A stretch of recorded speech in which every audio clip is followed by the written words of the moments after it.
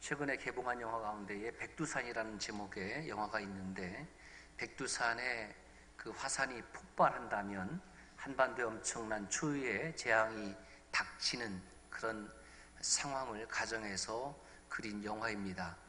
보셨습니까? 예, 저도 아직 안 봤습니다. 어마어마한 재앙이 닥치겠죠. 백두산이 폭발한다면 하늘은 온통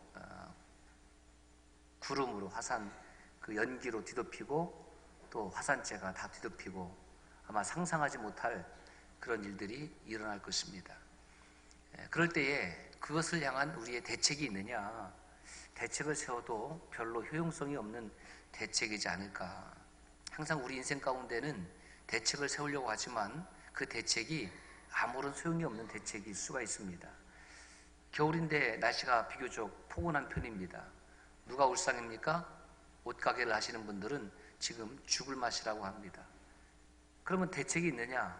갑자기 날씨를 춥게 할 수 있는 방법이 있느냐? 정치 지도자들에게 대책을 세우라고 아무리 소리를 외친들 날씨를 춥게 할 수 있는 능력이 사람에게는 없습니다. 그러니까 모든 일에 대해서 우리가 다 대책을 세울 수 있는 것이 아니라는 말씀이죠. 무대책이 대책입니다. 인생에 문제가 생기는 것은 사람의 힘으로 모두 다 해결할 수 없기 때문에 문제가 생기는 겁니다. 내 힘과 내 능력으로만 되지 않습니다. 그것을 깨달을 때에 사람이 철이 드는 것입니다. 신앙의 세계도 마찬가지입니다. 내 힘과 능력을 의지하는 것이 한계가 있다는 것을 깨달을 때에 하나님 앞에 나와서 엎드리고 예배하고 기도하는 겁니다. 그것을 아는 사람은 이 예배 자리를 사모하는 겁니다. 하나님께서 내 인생을 책임져 주지 아니하면 나는 어쩔 수 없구나 라는 것을 깨달은 자만이 주일 예배에 참석할 수가 있습니다. 생각을 해보세요. 부모가 아이를 향해서 대책을 세울까요? 아이가 부모를 향해서 대책을 세울까요? 물어보나 마나합니다. 부모가 아이를 향해서 대책을 세우는 겁니다. 실손보험도 들고, 그렇죠. 태권도 학원에도 보내고, 피아노 학원에도 보내고, 이렇게 바이올린 학원에도 보내고, 많이 가르치는 거예요. 왜? 그 아이의 인생에 대책을 세워주는 것입니다. 그럼 부모가 할 수 있는 일입니다. 우리 하나님께서도 이처럼 우리의 부모 되시기 때문에 우리를 향한 대책을 가지고 있습니다. 우리가 하나님을 향하여 대책을 가지는 것이 아니라 하나님께서 저와 여러분을 향한 대책을 가지고 계시다라는 말씀입니다. 예수님께서 부활하신 후 40일 동안에 더 사역을 마치시고 이제 예루살렘 감람산에서 하늘로 올리어 가셨습니다. 왜 올라가셨느냐? 심심해서 올라간 것이 아니라 올라가신 분명한 목적이 크게 두 가지가 있습니다. 첫째는 뭐냐면 우리를 위한 하나님의 대책을 세우기 위함인데, 그 대책이 뭐냐? 성령 하나님을 보내주시기 위함이라는 겁니다. 하나님께서 이 땅에 오셨을 때에 사람의 몸을 입고 오셨습니다. 성육신 하신 거죠. 육신을 이루신 겁니다. 육신을 가졌다라는 말은 이 3차원의 세계의 그 시간과 공간의 지배를 받고 살아갈 수밖에 없다라는 겁니다. 그럼에도 불구하고 이 시간과 공간의 지배를 받으셨지만은 그 육신을 통해서 완전히 하나님 앞에 드림으로 우리의 구원 사역을 완성해 주셨습니다. 십자가에서 그 몸을 찢기시고 그 피를 흘려주심으로 말미암아 누구든지 하나님 앞에 나갈 수 있는 위대한 생명의 길, 구원의 길을 열어주셨습니다. 성막 안에 들어가면 성소와 지성소로 구별이 됩니다. 이 지성소, The Most Holy Place는 오직 대제사장이 1년에 한 번 들어갈 수 있습니다. 지성소와 성소 사이에는 큰 장막이 가로막고 있는데 이 장막 때문에 다른 제사장들은 들어갈 수가 없습니다. 그래서 예수님께서 십자가에서 고난을 받으실 때에 그 성막 안에 있는, 그 성전 안에 있는 장막이 찢어졌습니다. 누구든지 하나님의 법궤가 있는 지성소에 들어갈 수 있게 되었습니다. 예수님께서 그 몸을 찢으심으로 말미암아 누구든지 하나님께 나아갈 수 있고, 누구든지 기도할 수 있고, 누구든지 찬양할 수 있고, 누구든지 예배할 수 있는 이 놀라운 생명의 길을 보여주셨습니다. 그래서 우리로 하여금 하나님께서 성전을 삼아주신 겁니다. 더 이상 예루살렘 성전만이 아니라 고린도서 3장 16절에 보면 우리 몸을 하나님의 성전 삼아주시고 우리 몸 안에 하나님께서 임재하시는 거죠. 어떻게 이 비천한 몸 안에 하나님께서 임재하실 수 있을까? 정말 하나님께서 내 안에 임재하신다면, 하나님의 영광이 내 안에 임재하신다면 나는 정말 감당할 수 있나? 이거 감당할 수 없거든요. 왜냐하면 남들 보기에는 그럴듯할지 모르지만은 내 속에 있는 죄 때문에 하나님의 임재는커녕 하나님의 은혜도 맛볼 수 없거든요. 그런데 주 예수께서 십자가의 보혈을 흘려주심으로 말미암아 그 피로 내 죄가 씻김 받았고 사함을 받았고, 그래서 이 죄인 가운데에 의인 삼아 주셔서 하나님의 영광의 임재가 가능한 것입니다. 그래서 고린도서 3장 16절 17절 이렇게 말씀하고 있습니다. 같이 읽습니다. 시작. 너희는 너희가 하나님의 성전인 것과 하나님의 성령이 너희 안에 계신 것을 알지 못하느냐? 누구든지 성전을 더럽히면 하나님이 그 사람을 멸하시리라. 하나님의 성전은 거룩하니 너희도 그러하니라. 하나님의 성전은 거룩하니 너희도 그러하니라. 너희도 거룩하라는 겁니다. 어떤 특정한 장소만 정해놓고, 예루살렘 장소만 정해놓고 그 성전만 거룩하다고 하면 사실은 속편한 거예요. 왜냐하면 나는 부족하니까, 나는 안 되니까, 나는 죄 가운데 살아갈 수밖에 없으니까 그렇게 자신을 합리화시킬 수 있는데, 이제는 하나님께서 저와 여러분을 하나님의 성전으로 삼아주셨다라는 거예요. 그래서 나 스스로 깨끗한 말씀으로 깨끗해지고 그리스도의 보혈로 깨끗해지지 아니하면 하나님의 성령을 내 안에 모실 수가 없습니다. 섬길 수가 없습니다. 그래서 우리는 거룩한 삶을 살아야 됩니다. 깨끗한 삶을 살아야 됩니다. 그래야 하나님의 영광의 임재가 저와 여러분의 삶 가운데에 일어나는 줄로 믿습니다. 예배당에 와서 예배를 드리는 것만이 거룩하고 하나님의 영광의 임재가 일어나는 것이 아니라 저와 여러분이 살아가는 삶 속에서, 가정에서, 회사에서 하나님의 영광의 임재를 드러내는 저와 여러분들의 한 해가 되시기를 주의 이름으로 축복합니다. 두 번째, 하나님께서 우리에게 주시는 대책이 뭐냐 하면 우리를 위한 영원한 거처를 예비하기 위해서, 예수님께서 하늘로 올라가신 이유는 우리의 거처를 예비하기 위해서 올라가셨다는 겁니다. 요한복음 14장 2절 3절 말씀입니다. 시작. 내가 너희를 위하여 거처를 예비하러 가노니 가서 너희를 위하여 거처를 예비하면 내가 다시 와서 너희를 내게로 영접하여 나 있는 곳에 너희도 있게 하리라. 너희를 위한 거처를 예비하면 주님께서 다시 오시겠다라고 약속하셨습니다. 여러분, 이 약속의 말씀을 믿습니까?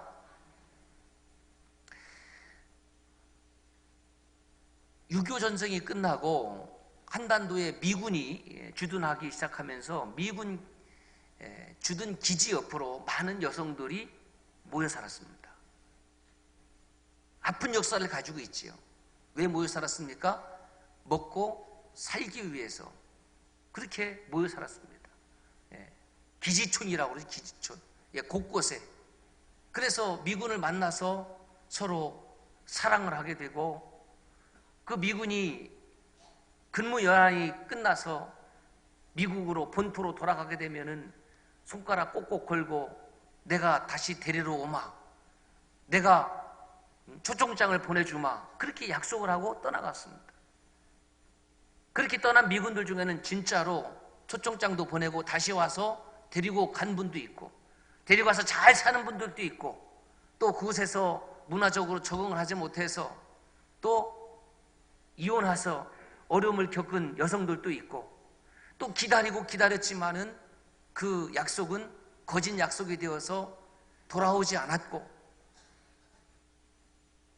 그 사이에 태어난 아이들을 키우면서 차별을 받고 서러움을 겪은 그 아픔의 역사를 우리가 간직하고 있습니다. 그리고 베트남전에 가서 또 한국군도 미군처럼 비슷한 일들을 했고, 그래서 라이따이안인가요? 그래서 어렵게 그 아이를 데리고 한국에까지 찾아와서 내 아버지다 그랬는데 그 아버지는 이미 가정을 이루고 있고,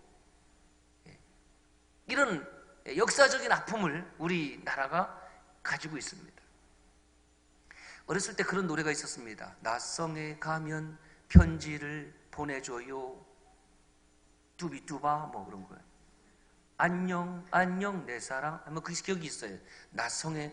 저는 어렸을 때 낯성이 뭔지를 몰랐어요. 아, 성에 가면 캐슬 그 성에 가는 거구나 그렇게 생각을 했는데, 나중에 보니까 나성이 뭘 말하는 거예요? LA, 로스앤젤레스. 미국의 로스앤젤레스가 한자로 나성이래. 나성. 나성에 가면, 미국에 건너가면 나한테 편지를 보내줘요.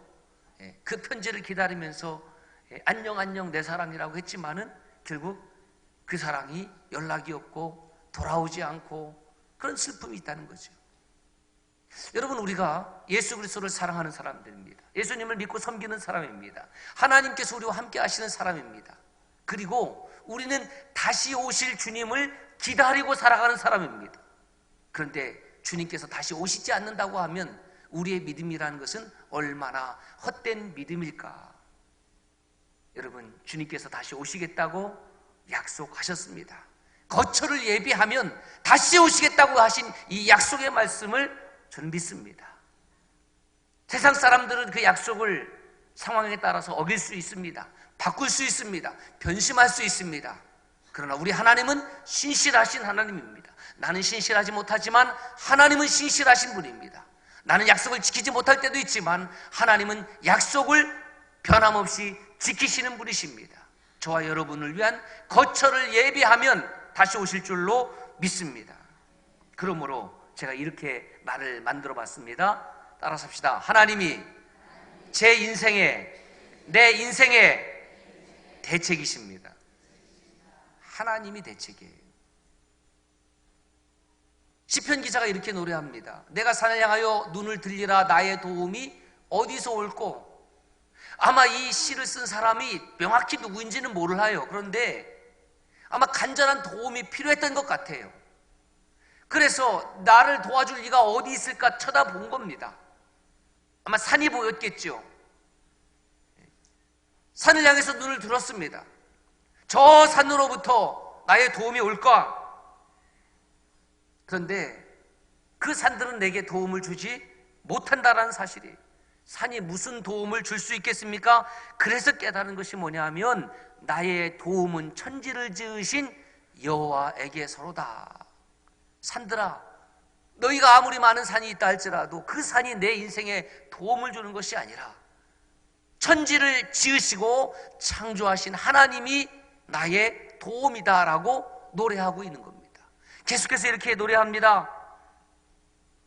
여호와께서 너를 지켜 모든 환난을 면케하시며 또 내 영혼을 지키시리로다.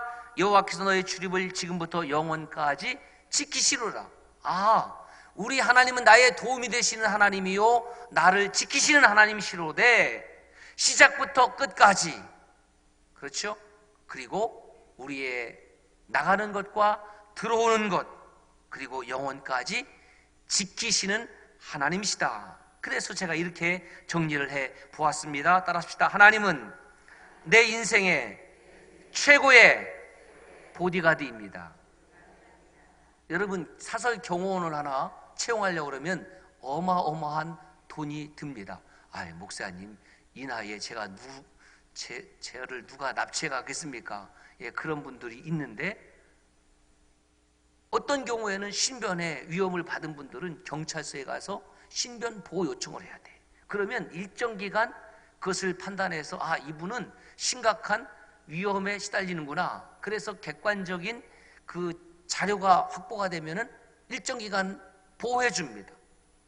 아니 뭐 돈이 있는 사람은 사설 경호원을 고용을 해서 자기 신변의 보호를 받을 수가 있습니다. 그런데 무엇보다도 내 인생의 최고의 보디가드는 하나님이시라는 사실입니다. 사랑하는 여러분, 여호와 하나님께서 지금 주목하고 지키고 있는 대상이 누구냐? 당신이 아니라 바로 나라는 거예요. 우리라는 사실입니다. 그래서 이 말씀에 보면 너를 지키고 내 영혼을 지키고 너의 나가고 들어오는 것을 지키고 너 하나님께서 주목하고 계신 대상이 바로 저와 여러분인 줄로 믿습니다. 옆 사람만 사랑하면, 앞 사람만 사랑하면, 옆 사람만 지키고 앞 사람만 지키면 내가 얼마나 서운하겠습니까? 그런데 문제는 이렇게 하나님께서 나를 도우시고 나를 지키시고 보호하심에도 불구하고, 나를 지켜주심에도 불구하고 내 속에 염려와 근심과 걱정이 있느냐 없느냐? 여러분, 있어요 없어요? 있어요.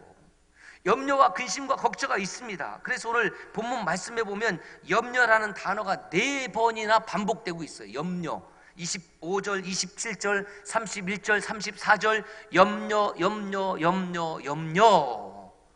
염려를 하고 살아간다는 겁니다. 여러분 가운데 염려가 있습니까 없습니까? 있어요. 왜 있는지 아세요? 저와 여러분들도 모르는 사이에 우리는 습관적으로 염려를 합니다. 염려가 습관이 된 겁니다. 염려가 버릇이 된 거예요. 더 나아가서 염려로 중독이 되어 있어요. 여러분, 중독이라는 것은 그것 없이는 살 수 없는 것을 중독이라고 합니다. 우리 한국의 대부분의 어르신들은 염려 중독증에 걸려 있습니다. 그래서 아침부터 잠자리에 들 때까지 염려합니다. 특별히 자식 사랑이 지나치다 못해 염려로 그 사랑의 자리를 대신하려고 그래요. 밥은 먹었냐? 옷은 잘 입고 다니냐? 등록금은 했냐? 왜 그러냐면 우리의 삶의 환경 자체가 없이 살다 보니까, 먹고 사는데 힘들다 보니까, 입고 사는 것에 힘들다 보니까 인사조차도 어떻게 했습니까? 진지 잡수셨슈? 상대방을 보면은 요 아침이나 밥이나 먹고 살아가는지 염려가 되는 거예요. 그래서 인사도 식사하셨어요? 이것이 된 거예요. 이것도 인사지만 그 속에는 뭐가 포함이 되어 있냐면 염려가 포함이 되어 있어요. 먹는 것부터 입는 것부터 자는 것부터 건강까지 다 염려. 그러다 보니까 습관이 되고, 습관이 축적이 되다 보면 뭐가 되느냐면 중독이 됩니다. 중독이. 그래서 예배당에 와서 감사할 일이 참 많음에도 불구하고 어떤 이는 예배당에 오는 순간부터 갈 때까지 염려만 하다가 가요. 염려만 하다가. 참 안타까워요. 사랑하는 여러분, 이제 환경이 바뀌었습니다. 시대가 바뀌었습니다. 염려 대신에 감사로 채워나갈 수 있기를 주님의 이름으로 축복합니다. 염려 대신에 기도로 채워나갈 수 있기를 축복합니다. 기도도요, 여러분, 아무나 할 수 있는 것이 아니에요. 기도도 불신자는 기도할 줄도 모르고요, 기도의 내용도 어떻게 해야 될지 몰라요. 그러니까 우리가 염려하는 것 대신에 기도로 바꿔버리면 되는데, 기도로 바꾸지 않으니까 염려는 계속해서 뿌리를 받고 내 삶을 차지하는 겁니다. 여러분, 기도의 내용이 무엇입니까? 내 건강을 구하고, 남편의 건강을 구하고, 아내의 건강을 구하고, 자녀의 건강을 구하고, 그 다음에 직업을 구하고, 진학을 구하고, 진로를 구하고, 배우자를 구하고, 다 구하는 거예요. 그 기도의 내용이 대부분 구하는 겁니다. 그래서 말씀을 보니까 요한복음 14장 14절에 이렇게 되어 있습니다. 내 이름으로 무엇이든지 내게 구하면 내가 시행하리니. 내 이름으로, 누구의 이름으로? 예수 그리스도의 이름으로.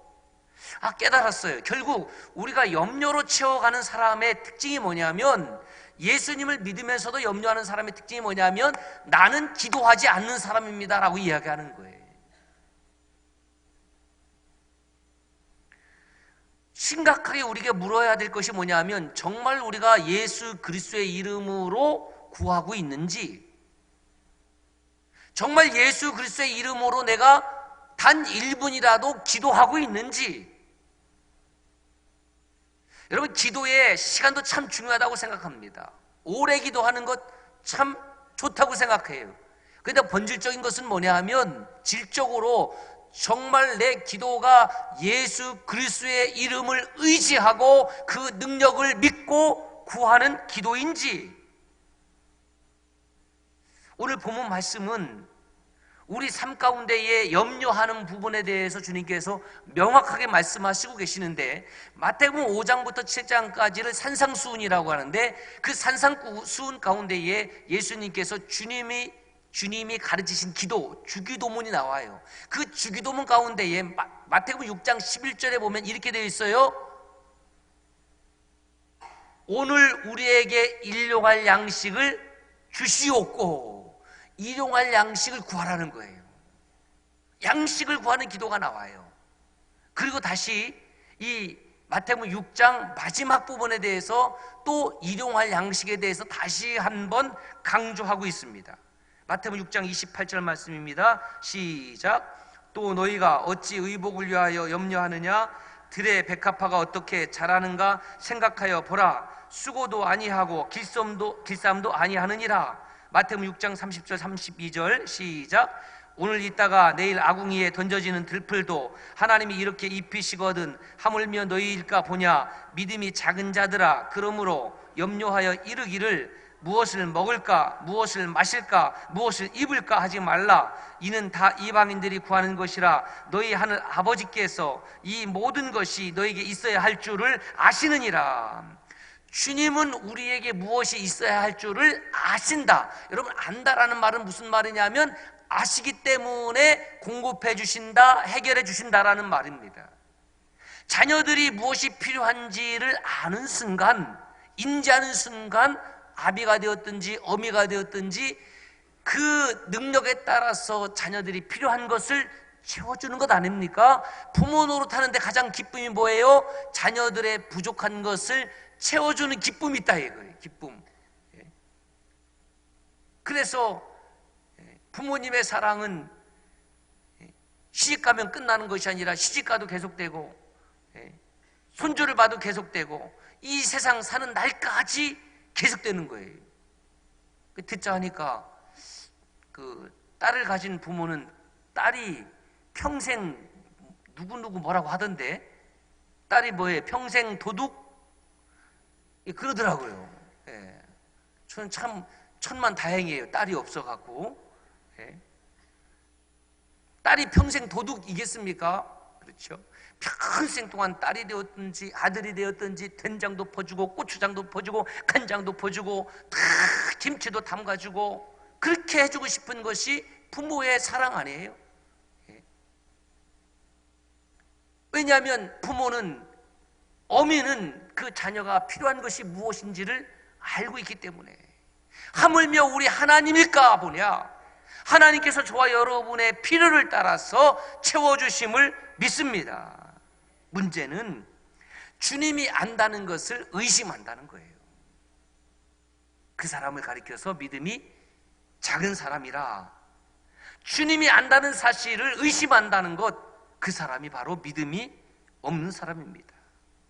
그러므로 믿음이 있는 사람, 믿음이 크다는 사람은 어떤 사람을 말하느냐? 아하, 때를 따라서 주께서 나에게 필요한 것을 채워주실 것이다 라고 믿는 사람입니다. 그러면 염려하지 마세요. 주님께서 채워주실 것입니다. 이 말이 과연 우리에게 정말 뼛속 깊이 와닿는 말인가? 어떻게 채워주신다는 말이냐? 주님의 대책이 무엇이냐? 이렇게 따져 물어야 돼요. 그냥 채워주실 거야. 여러분, 우리의 믿음은 그저 그런 믿음이 아닙니다. 대충의 믿음이 아닙니다. 우리의 믿음은 정확한 믿음이에요. 분명한 믿음이에요. 확신에 찬 믿음이라는 것을 알아야 돼요.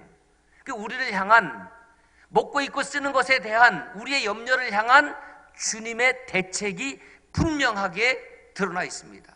마태복음 6장 33절, 그런즉 너희는 먼저 그의 나라와 의를 구하라. 그리하면 이 모든 것을 너에게 더하시리라. 여기에 주님의 대책이 선명하게 나와 있습니다.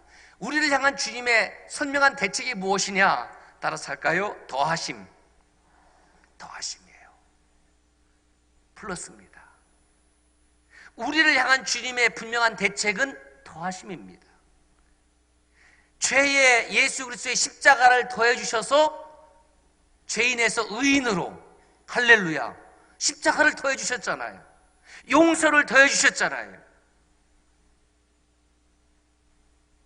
이스라엘 백성들이 광야 행진할 때에 마실 물이 없을 때에 반석을 쳐서 마실 물을 더해 주셨고, 먹을 것이 없을 때 하늘에서 만나를 더해 주셨고, 고기 먹고 싶다고 그랬을 때에 메추라기를 보내주셔서 더해 주셨고, 행진할 때에 구름 기둥으로 덮으셔서 더해 주셨고, 밤에는 불 기둥으로 더해 주셨고, 더해 주시고 더해 주시고 또 더해 주시고 또 더해 주시고, 보태 주시고 보태 주시고 또 보태 주시고 또 보태 주시고. 누가? 하나님이 도와신 거예요. 하나님이 보태 주신 거예요. 모세가 보태준 것 아닙니다. 모세가 물을 준 것 아니고, 모세가 구름기둥 만든 건 아니고, 모세가 불기둥을 만든 것이 아니라, 모세가 의지하고 섬기는 하나님이 그렇게 이스라엘 백성들의 대책이 되어주신 것처럼, 오늘 하나님을 믿는 저와 여러분들 2020년 한 해에도 하나님께서 대책이 되어주실 줄로 믿습니다. 건강의 대책이요? 대책 세울 것이 뭐 있습니까? 운동하면 그것도 감사한 거죠. 운동한다고 다 건강하느냐? 아니에요. 운동하고 아픈 사람도 있고요, 운동 안 하고도 건강한 사람이 있고요, 운동 안 하고 건강 나쁜 사람도 있고요. 가지각색이에요. 가지각색. 예. 운동하라고 의사 선생님이 얘기하면서 본인은 운동 안 하지. 방 집사님, 예. 미안합니다 집사님. 예. 참 운동 안 해요 저분도. 알아서 뭐 하겠지만, 그런데 여러분, 누가 우리의 건강을 지킵니까? 하나님께서 도우셔야 되는 거예요. 그러니까 건강하다고 자신 있게 사는 사람이 어느 날 갑자기 심장이 멈추는 거예요. 어느 날 갑자기 뒷머리 자꾸 뒤로 쓰러지는 거예요. 자신할 게 없습니다. 하나님이 지키시고 하나님이 보호하시면 강건의 은혜가 있을 줄로 믿습니다. 그러니까 이렇게 더하심의 대책이 있는데, 이 더하심의 대책을 받을 수 있는 유일한 조건이 있는데, 그것이 뭐냐면, 먼저라는 말은 우선순위예요. 먼저 너희가 하나님의 나라와 의를 구하면, 하나님을 구하면 내가 너에게 더해주겠다. 하나님의 나라와 의라는 것은 무엇을 말합니까? 하나님의 통치에 순종하며 하나님의 영광을 위해 살아가는 것, 그리고 예수 그리스도의 생명의 복음을 증거하고 드러내는 삶을 살아가는 것, 그것이 하나님 나라와 의를 구하는 거예요. 뭐 돈 들 것 별로 없어요. 내 삶 가운데에 하나님의 의를 드러내면 됩니다. 믿는 사람으로서의 의를 드러내면 됩니다. 복음을 드러내면 됩니다. 하나님의 영광을 드러내면 됩니다. 잘 생각해 봅시다. 오늘 저와 여러분들이 드리는 이 예배 가운데 나는 하나님의 영광을 지금 드러내고 있는가? 드러내고 있지 못한다면 나는 하나님의 나라와 의와 아무 상관이 없는 사람입니다. 예배당에 나와 있지만 상관없는 사람이요, 하나님의 영광을 드러내고 있다고 하면, 하나님이 내 안에 임재하고 있다면, 나를 하나님께서 성전 삼아주시고 이 성전에서 내가 예배하고 있다면 나는 하나님의 나라와 의를 구하는 사람이요, 그 사람에게 하나님께서 더하심의 은혜가 있어줄 줄로 믿습니다. 초대교회 교부 오리겐이 이 말씀을 이렇게 해석한 것을 제가 발췌했습니다. 한번 읽겠습니다. 가장 중요한 것을 추구하라. 그러면 너희에게 조그마한 것들을 덤으로 주겠다. 하늘의 것을 추구하라. 그러면 너희에게 세상의 것도 덤으로 주겠다. 하늘의 것을 추구하라. 하늘의 것을 추구하라. 하늘의 것을 추구하라. 그리하면 세상의 것들도 덤으로 주겠다. 할렐루야. 이것을 믿음이라고 하는 거예요. 우리가 하늘의 것을 추구할 때에 하나님은 필요한 것들, 의식이 되었든지, 그죠? 주가 되었든지 채워주신다라는 것입니다. 그래서 교부 오리겐은 이렇게 해석을 했는데, 저는 더 간단하게 한번 해석을 해보았습니다. 같이 읽겠습니다. 당신이 진정 하나님의 자녀라면 의식주를 구하지 말고 먼저 하나님을 구하십시오. 여러분, 예배가 무엇입니까? 우리가 이곳에서 매주 드리는 예배가 뭐냐면 하나님을 구하는 거예요. 아이가 엄마를 구하면 게임 끝입니다. 엄마를 구하는 순간에 엄마는 이미 무엇이든지 해줄 준비가 다 되어 있어요. 엄마를 구하는 순간에. 그래서 아이가 잠에서 깨어나는 순간 누구를 먼저 찾아요? 예? 소민이는 누구를 먼저 찾아요? 예? 엄마예요. 아빠 찾을 리가 만무하지. 예? 그쪽만 그런 거 아니에요. 깨어나자마자 엄마. 예? 우리 아이들도 마찬가지. 다 컸어도 엄마만 먼저 찾더라고요. 엄마만. 깨어나면 다 큰 놈이 엄마는 찾더라고요. 나를 보고 인마 왜 엄마만 찾냐 이놈아. 그런데 나를 찾을 때가 있어요. 언제 찾느냐? 결정적으로 엄마 몰래 이것이 필요할 때. 그쵸? 네. 요때만 아빠. 그래서 아빠라고 부르는 순간에, 가끔 부르지만 부르는 순간에 그때는 가슴이 덜컹덜컹 하는 거지. 평소에 매일 자주 부르면 덜컹할 것도 없는데 가끔 아빠 부르면은 뭔가 이놈이 또 큰 것을 구하는구나. 부르는 순간에 엄마는 줄 준비가 돼 있어요. 하나님을 구하십시오. 하나님의 얼굴을 구하십시오. 구할 때에 하나님께서 이 모든 것을 저와 여러분에게 더하여 주실 줄로 믿습니다. 요한복음 14장 18절에 보면 주님은 우리를 고아와 같이 버려두지 아니하겠다고 말씀했습니다. 요한복음 14장 16절에 보혜사로 너희와 영원히 함께 하시겠다고 말씀해 주셨습니다. 그러므로 사랑하는 성도 여러분, 내가 하나님의 자녀답게 사는지 알 수 있는 방법은 오늘 저와 여러분들의 기도의 우선순위를 보면 알 수 있어요. 먼저 먹을 것, 입을 것, 쓸 것을 구하는 기도가 내 입에서 튀어나오는지, 아니면 주님, 주의 영광을 내게 보여주옵소서. 내가 주의 뜻대로 살기를 원합니다. 나를 성전 삼아주셨사오니 내 일상의 모든 삶이 하나님께 예배의 삶이 되기를 원합니다. 나를 통해서 하나님 영광 받으시옵소서. 그렇게 기도가 나온다고 하면 하나님께서 이 모든 것을 더해 주시는 삶을 경험하게 될 것입니다.